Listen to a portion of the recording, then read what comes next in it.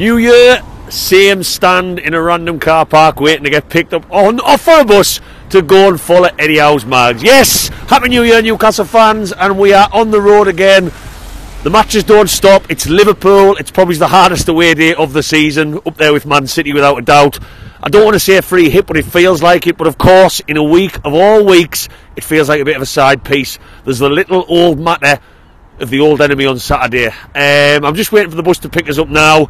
As I said on my match preview, I'm not confident. I would never normally say that I think we're going to get beat, because what's the point in travelling? What's the point in getting myself up and getting my sarnies buttered? I hope you've all had a good New Year anyway. Let's just go down there. We've had 5 days training to regroup, to really maybe make some tactical changes, to just take a breath, and that's why I expect a better performance. It's the performance that I want to see, better than Luton and better than Nottingham Forest. Definitely better than Luton our last away trip, because that just was not good enough. We need to compete. We need to do everything right today. Goalkeeper needs to be on point. Defence needs to be. If we play anything defensively like we did against Nottingham Forest, we are screwed.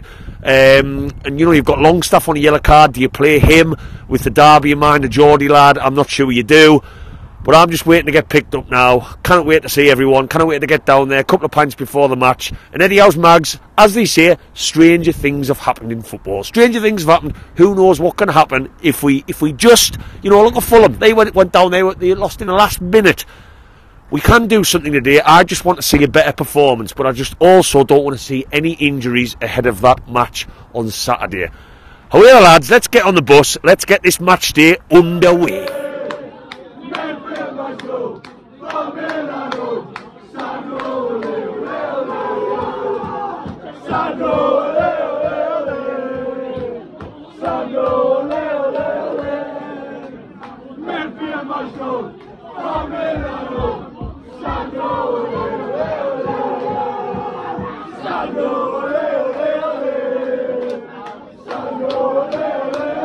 Right then, we in the boozer, the Arkles, Liverpool fans, Newcastle fans, we're all friends here. I'm joined by Emma. Emma, Happy New Year, first and foremost. What's your predictions there? You've got some breaking news for us, haven't you? I do. Callum Wilson's not playing. Apparently Callum Wilson is on the way to Dubai, so good luck to Callum Wilson. Right, so obviously Sunderland on Saturday, everyone's first thoughts. What's your thoughts going in tonight? What, the night? Yeah. I don't know. We're not very good away, so I think we might lose. Is it a free hit? I don't know. It's been 27 matches in all competitions since we last got a result at Anfield. 27? So, I know we've got a bigger game this week. How do you see tonight going? Not very well. Give us a score prediction. Don't be too negative. Don't kill my vibe. We're going to lose 2-1. I'll take that. Sorry, I'll rephrase. I won't take that. It wouldn't be that bad. Who's going to score first? Alexander Isaac. And what needs to change on the last 2 matches? I don't know. I think Isaac looks better on the wing than in the centre. Alright, okay, right. I think we could use him more because of his pace and his skill, because he can drive with the ball better than another winger could. Well, I don't think anyhow watches my videos, but if he does, there you go. Isaac needs to play out wide. But hey, 2-1, you know, could be worse, could always be worse, but are we the lads? Right, we're just outside the Arkles. We've just been kicked out. Newcastle fans too rowdy. But of course I'm joined to my left, well, my left on this video, on my left, might be on my right on this video, by the one, the only, the Call Dog. Call Dog, how are you, sir? Well, you know, Matthew, it's going to be the greatest time, but people who listen to this channel, I've got to tell you all something. This man here is one of the nicest blokes I met last year, and I sadly had both parents pass away on the 29th of last month, and this man sent the loveliest message, and it sent a tear, I can tell you, and I just want to tell you, he might be just always have a laugh on here, but this is a top lad here, he really is. And that just clarifies for me, I wasn't going to mention it, you've mentioned it, that just clarifies for me that football, for a lot of people, me included, definitely me included, and definitely you included right now, Colin, it's not just football, is it? It's not. It's not just a game. Where did it's we not meet? just. Where did we meet? Exactly. Times Square. And has it grown the friendship from there? Exactly. We met in a random car journey from New York to Philadelphia, and here we are, stood outside the Arkles in the pissing down rain. Do we care about the rain? Do we hell? Do we hell? But yeah, it is. You're right, you know, Matthew. And I'm sorry to the people listening to go on, but this thing about football is actually second to this, because I tell you, there must be thousands of people who've met up and become friends because of this. There's lads who only see each other because of the football, and that's why it's so important. Come at the game today. Our expectations are probably mediocre. The best I think we can hope for is a draw today, Matthew. That's not being rude. Yeah. If I hope I'm surprised. I'm not going to be bothered. No, because there's a very small. It takes on my next very short topic before we walk over. Yeah. There's a very small matter of a meeting with a very old enemy on Saturday. And yes, and I'm going to stick my head on the parapet here for that game. And I dare say, I think they're going to give us a game. I genuinely do. I think we're going to go for a 1-1 draw, because I think that'd be great to take back. This is not a Sunderland match preview. No, I know. Let's just get it up. No, I did. But all I'm going to say about that is Longstaff is in the team. Good. Liverpool's in the team, which is good. Longstaff's in the team. I'm not too happy about that because he's on 4 yellow cards. So Longstaff gets a boot in the knee, misses the derby. I did not want that to happen. He's not going to get a yellow card tonight. Right. I'll put a £10 bet on me if you want. Right, there you go. Right, £10 bet. We're about to head over to Anfield now. Yeah. Whatever happens, it happens. But we've had 5 days on the training ground. I'm with the Call Dog 2024. Let's start it as we mean to go on. And guess what, guys? Look at this. Hey. Oh yeah, lads.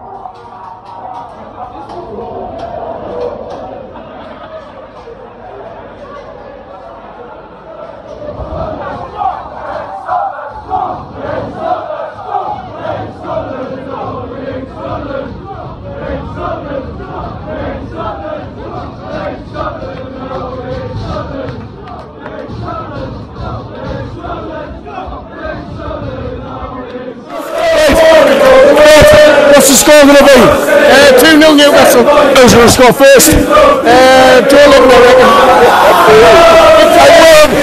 Where is a massive blood I better for you, aren't you? We're going to go 3-2 Newcastle. Who's going to score first? I'm going to have to go Joe Little again. I love it. Big John. Jordan, top of the mind. Right, Isaac. What's the score going to be tonight? 2-1 Joe Little, the last minute header. Who's going to score first? Who's going to score first? Isaac. And then we'll first for them. Oh, right. Yeah. Very precise. That's it. Have you got any New Year's resolutions? Stop drinking, but look at it. Any New Year's resolutions? Aye. We're not going to get beat this year.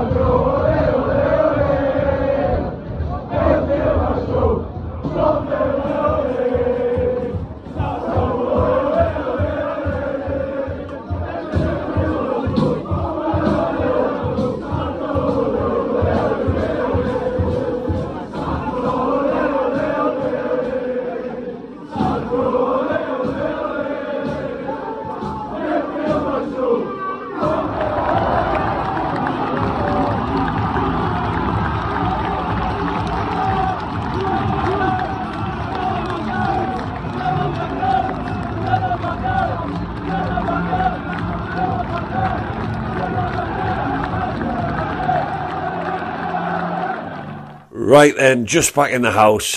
It's about 2 in the morning, ready for bed. And I'll tell you what, I've got another Liverpool match stub in my hand, and it's another one to go in the massive pile of Anfield match stubs that I won't be looking on with any fond memories.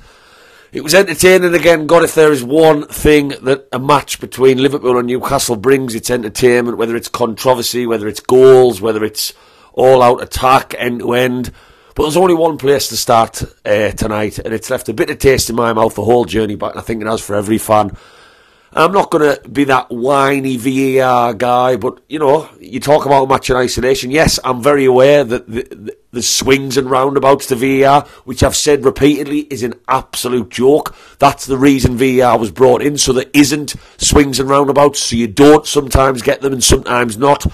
But I've got no doubts we might get, you know, Wolves earlier in the season. We got a dodgy one when Fabian Schär was taken down. Was it a penalty?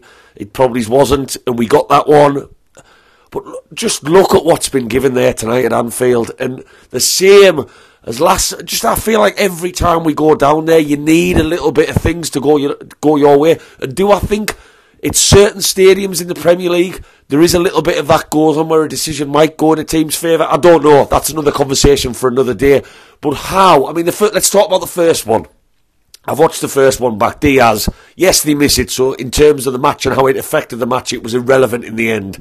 And we'll get on to the Dubravka's performance in a second. He goes down like a sack of taties. It's such an exaggerated dive. And yes, if I was the referee in normal time, would I give that? Maybe. Because the way Botman slid in, it looks like he's caught him in real time. And that's where a VAR studio of refereeing professionals to watch it back and go, actually, the contact was pretty minimal, is needed. That didn't happen. That's one.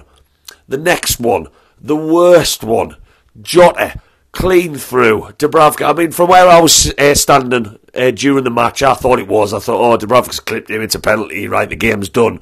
And then I watch it back, my God, in the time he's decided to fall down from Dubravka getting anywhere near him, I could have gone down to the concourse, gone for a piss, maybe he's even gone for a shite, and come back up, and that would have just been him fall to the floor. It was so slow, so exaggerated. He doesn't lose any footing, his ankle doesn't go, he can easily keep his feet on the floor and put the ball in the back of the net. And it begs the question, why didn't he? But the fact, this is where, for years, we wanted video technology.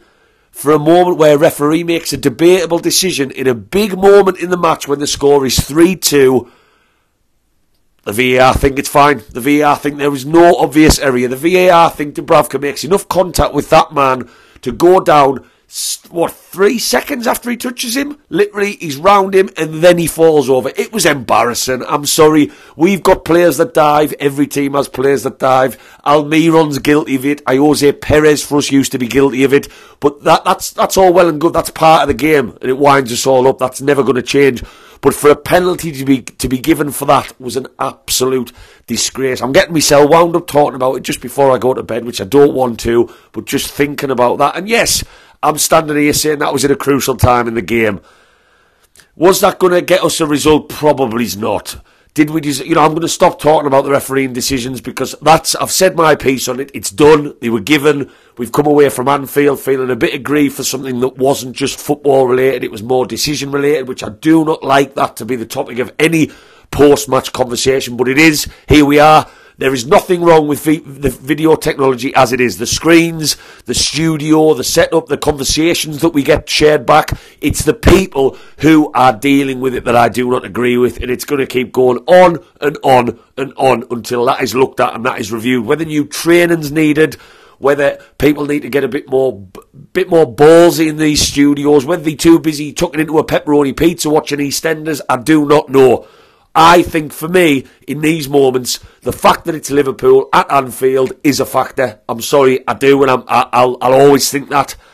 If that's us playing at Bournemouth, for example, no disrespect to Bournemouth, I think the referee maybe changed his mind and says that the VAR studio says, no, actually, you want to look at that one back. But hey, I'm going to brush past that performance.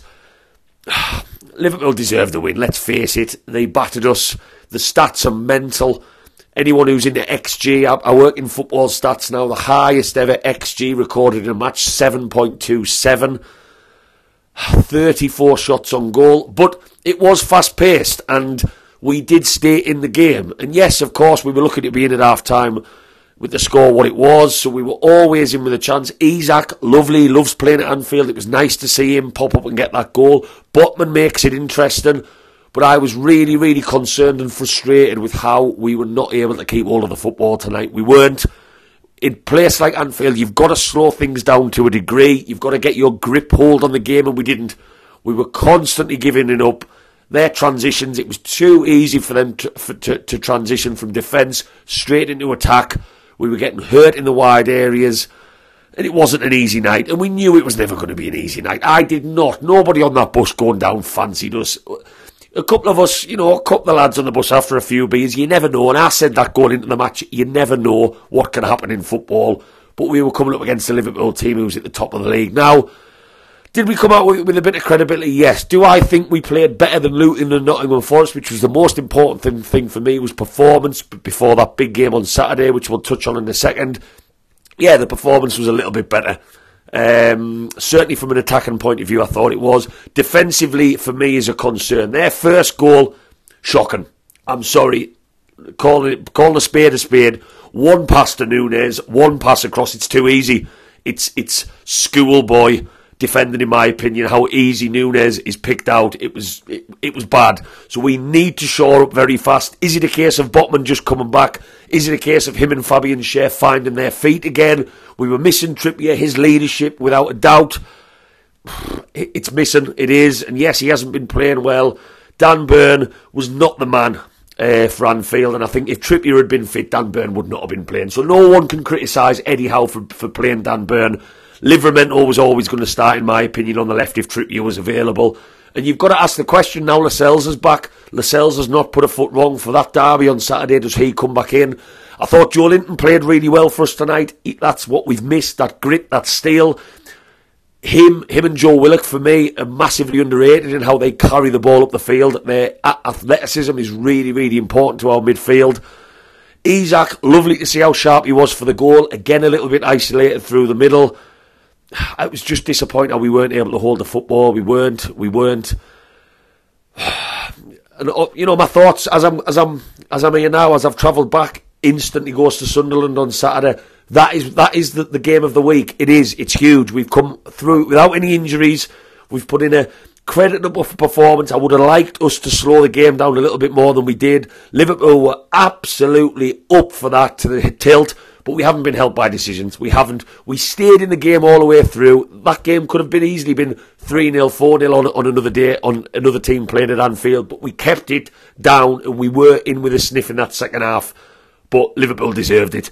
And now all attentions go to Sunderland. Every single fan now who knows the importance of that derby on Saturday, we are only thinking about one thing. It's going to be on my mind all week. I'm going to be thinking about it when I wake up in the morning. I'm going to be checking team news, and we need to get back on track. We are in such a rut at the moment, and our fixtures do not get easier, and a win in the derby can ignite our season. I'm telling you, what that will do to the city, the fans, the players. They will see how much that match at the Stadium of Light on Saturday means to this city and just the North East and our fan base.